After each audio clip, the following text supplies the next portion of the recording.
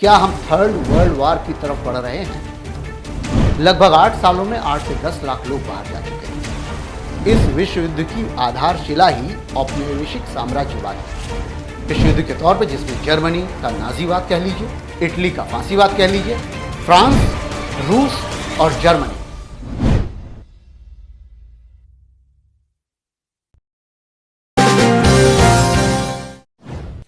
नमस्कार, मैं हूं हरिकेश कुमार सिंह और आप देख रहे हैं न्यूज नशा। आज मैं बात कर रहा हूं भारत की। भारत के साथ उन 4 देशों की जो अमेरिका, ब्रिटेन और जापान थे। इन देशों की बात पर मैं आने से पहले सबसे पहले आज की स्थिति की थोड़ी सी चर्चा कर देता हूं। आज विश्व के विकास में जिस बात की महत्ता है वो है तकनीकी विकास और आर्थिक सशक्तिकरण की। क्या भारत उस दिशा में बढ़ रहा है? क्या भारत के पास वो संसाधन हैं जिनके बल पर उसे विश्व के लीडर के रूप में देखा जा सकता है? क्या भारत की मेधा उसे विश्व के सामने उस मुकाम पर ले जाने को सक्षम है, या फिर भारी भरकम जनसंख्या यहां के वोटों की राजनीति का ही शिकार हो रही है? मैं बात कर रहा हूं 1900 के दशक की। 1900 के समय में ब्रिटेन की जो जनसंख्या थी वो लगभग 3 करोड़ थी और आज 6 करोड़ है। अमेरिका की जनसंख्या लगभग 7 करोड़ थी और आज जो है वो है 30 करोड़। जापान 6 करोड़ पर था और आज 12 करोड़। लेकिन भारत, जिसके पास सिर्फ 30 करोड़ थे, आज उसकी जनसंख्या 140 करोड़ है। कहानी मैं शुरू कर रहा हूं पहले 1975 की। कहानी इसलिए क्योंकि ब्रेन ड्रेन की कथा वहीं से शुरू होती है। पूरे देश में आईआईटी और आईआईएम या फिर इंजीनियरिंग कॉलेजेस, इनकी संख्या सीमित थी। यहां से निकलने वाले बच्चे बड़े मेधावी होते थे और वो सारे मेधावी बच्चे जब निकल कर बाहर आते थे तो ये लगता था कि देश के विकास में सहयोग करेंगे। लेकिन समस्या ये आती थी कि उनमें से बहुत सारे बच्चे जिनका दिमाग बहुत शक्तिशाली था, बहुत समझदार थे, बड़ी अच्छी सोच और विचार के थे, वो ड्रेन कर गए बाहर, जाके बस गए अमेरिका या ब्रिटेन, उस समय के सबसे शक्तिशाली देशों में। मैं इसलिए यहां पर लेकर जा रहा हूं क्योंकि ब्रेन ड्रेन की कहानी अभी भी है मौजूद, लेकिन अब वो समस्या दिखती नहीं है। 350 से ज्यादा लोग हर रोज दूसरे देशों की नागरिकता ले रहे हैं। लगभग 8 सालों में 8 से 10 लाख लोग बाहर जा चुके हैं। लेकिन अपने देश को जिस चीज की जरूरत है वो उन्हीं दिमाग की जरूरत है ताकि अपने देश में भी विकास की बयार लगातार बह सके। लेकिन हमारे देश की दशा दिशा इस समय भटकी हुई सी प्रतीत होती है। मैं ये सब बातें कर क्यों रहा हूं? मैं ये सब बातें इसीलिए कर रहा हूं क्योंकि पूरे विश्व में अगर कोई इस समय शक्तिशाली बनने की कोशिश करता है तो उसे सबसे पहले अपनी इकोनॉमिक स्थिति या अर्थव्यवस्था संभालनी होती है और उसे सशक्त बनाना होता है। भारत के चारों ओर की मैं कहानी बता चुका हूं, जिसमें पाकिस्तान, बांग्लादेश, श्रीलंका, नेपाल, अफगानिस्तान, भूटान, बर्मा, कोई भी आप देश उठा लीजिए, इन सारे देशों की स्थिति लगभग कमजोर और कमोबेश एक जैसी है। इसमें केवल थोड़ा सा बांग्लादेश बेहतर है। भारत को क्या चाहिए इस पर मैं बाद में आऊंगा। पहले इस पर जा रहा हूं कि 1900 के दशक में क्या परिस्थितियां थी।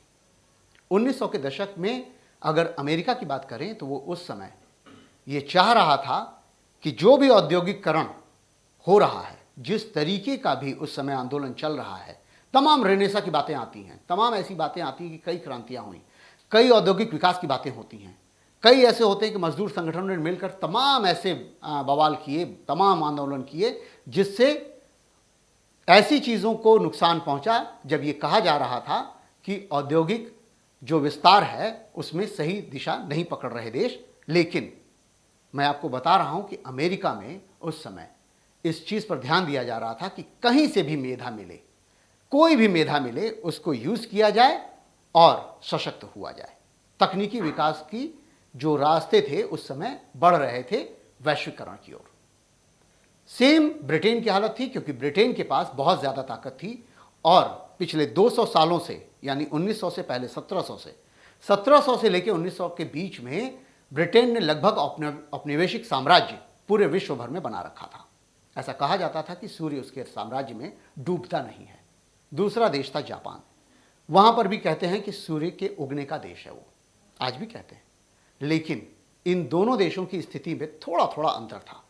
दोनों ही देश भले ही द्वीपीय थे, एक तरफ जापान और एक तरफ ब्रिटेन। ब्रिटेन भी 2 बड़े द्वीपों का समूह और जापान भी 4 छोटे छोटे द्वीपों का समूह, हॉन्शू, होक्काइडो, क्योशू, शिकोकू। और दूसरी तरफ अगर आप जाएं तो जो ब्रिटेन है, ब्रिटेन में स्कॉटलैंड, आयरलैंड, ये देश के द्वीपीय हिस्से थे। इन दोनों देशों की स्थिति क्या थी?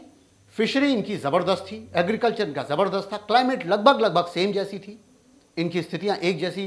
जब आप उन पर देखेंगे कर्क रेखा और मकर रेखा के सापेक्ष, तो करीब करीब वो सेम या बराबर की स्थितियां थी। लेकिन अमेरिका इन सबसे डिफरेंट था। लैंड बहुत बड़ा, विशालकाय भूभाग, जनसंख्या के मामले में भी ठीक ठाक, पर उसे जरूरत थी विकास करने की। 1900 के दशक में ही ब्रिटेन भी जब अपने आप को ताकतवर बना रहा था, वो भी ब्रेन का इस्तेमाल करता था। लेकिन ज्यादातर लोग पलायन करके जब पहुंचते थे तो ब्रिटेन पढ़ने जाते थे और अमेरिका बसने जाते थे। ये 2 अंतर थे। 1926 आते आते पहला विश्व युद्ध विश्व देख चुका था। इस विश्व युद्ध की आधारशिला ही औपनिवेशिक साम्राज्यवाद की थी। फ्रांस, जर्मनी, ब्रिटेन आपस में औपनिवेशिक साम्राज्यवाद को लेकर के लड़ रहे थे। दूसरा विश्व युद्ध आते आते स्थितियां थोड़ी बदलती हैं, जिसमें जापान भी आ जाता है, इटली भी आ जाता है, जर्मनी भी आ जाता है। रीजन वही कि पहले विश्व युद्ध में जिन देशों को हार मिली थी, वो सारे के सारे देश इस बात से खफा थे कि उनको उनके हिसाब से आर्थिक स्वतंत्रता नहीं मिली है। सबसे बड़ी बात यह है कि उनमें कुछ देश ऐसे थे जिनको उस तरीके की जमीनें नहीं मिली थी, या वो जमीन चली गई थी जो उनके हिस्से की थी। दोबारा लड़ाई होती है, दोबारा विश्व युद्ध होता है, जिसे महायुद्ध का नाम दिया जाता है, और यह होता है 1942 में। सबसे ज्यादा पीक पर 1939 से 1945 तक के चलने वाला युद्ध विश्व युद्ध के तौर पर, जिसमें जर्मनी का नाजीवाद कह लीजिए, इटली का फांसीवाद कह लीजिए, एक तरफ मुसोलिनी, एक तरफ हिटलर, दूसरी तरफ हिरोहितो जापान के। आप इन तीनों के स्तर को देखेंगे तो ये सब के सब साम्राज्यवादी नीति के थे। और आज भी अगर विश्व पर निगाह डालें तो एक तरफ पुतिन है, शिंजो आबे को दुर्भाग्यपूर्ण हत्या का सामना करना पड़ा। अगर आप बात करें शी जिनपिंग की, तो दूसरे बड़े जिसे कहा जाता है हिटलर। भारत की स्थिति आप जान रहे हैं, उसमें बोलने की ज़रूरत नहीं है। तीसरी तरफ ट्रंप हटा करके भले ही जो बाइडेन आ गए हैं, लेकिन अमेरिका भी लगभग लगभग यही चाहता है। और एक तरफ ब्रिटेन, जहां से बोरिस जॉनसन जा चुके हैं, अब आए हैं वहां पर ऋषि सुनक। ब्रिटेन भी अपनी परिस्थितियों को ठीक करना चाहता है। मैं बात कर रहा हूं इन देशों की सारी परिस्थितियों से जोड़ तोड़ करके जो इस समय स्थितियां भारत में हैं। मैं भारत पर इसीलिए आ रहा हूं क्योंकि भारत की जो परिस्थितियां हैं वो उन सब से या उन सब परिस्थितियों से सिमिलर खाती हैं जो कभी पहले विश्व युद्ध या दूसरे विश्व युद्ध के समय में इन ताकतवर देशों की थी। मैं ऐसा इसलिए कह रहा हूं क्योंकि उस समय भी इकोनॉमिक क्रंच आया था 1920 के आसपास, दूसरा इकोनॉमिक क्रंच आया था 1940 के आसपास, और ये दोनों बिग डिप्रेशन के नाम से जाने जाते हैं। और इसके बाद अब जो चल रहा है पूरे विश्व में, जिसमें महामारी भी है उस समय भी थी, जिसमें युद्ध नीतियां भी चल रही हैं उस समय भी थी। रशिया और यूक्रेन वार आपसे छिपा नहीं है, उस समय भी कुछ ऐसी ही स्थितियां पैदा हो रही थी।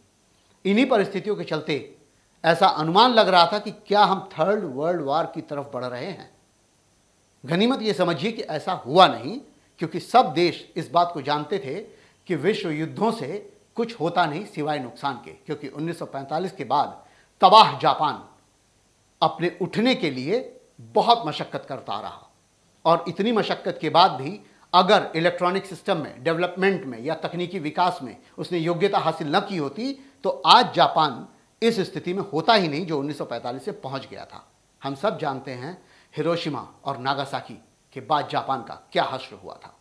1914 से 1919 के बीच की अगर बात करें आप, तो जर्मनी, ऑस्ट्रिया, हंगरी, उस्मानिया, बुल्गारिया ये एक तरफ लड़ रहे थे, दूसरी तरफ केंद्रीय शक्तियां थी जिन्हें तथाकथित केंद्रीय शक्तियां कह सकते हैं आप। ग्रेट ब्रिटेन, फ्रांस, रूस, इटली, जापान, संयुक्त राज्य अमेरिका, ये सारे मित्र राष्ट्र थे। 1939 की बात करेंगे तो आप अगर 1939 से 45 के युद्ध की बात करें तो वो परिस्थितियां थोड़ी सी बदल जाती हैं। उस समय रूस, चीन, अमेरिका और ब्रिटेन ये एक तरफ लड़ रहे थे, जबकि जापान, जर्मनी और इटली ये एक तरफ थे। और ऐसे हालात में जापान को सबसे ज्यादा नुकसान हुआ था। अब मैं बात करता हूं कि औद्योगिक क्रांति के समय में इन देशों की विचारधारा जो चल रही थी उस पर बात करता हूं। औद्योगिक क्रांति के समय में सारे देश मेधा चाह रहे थे और ये मेधा ड्रेन किए जा रहे थे। ब्रिटेन के पास तो भारत मौजूद था, लेकिन भारत से पढ़ने वाले लोग यूएस भी जाते थे।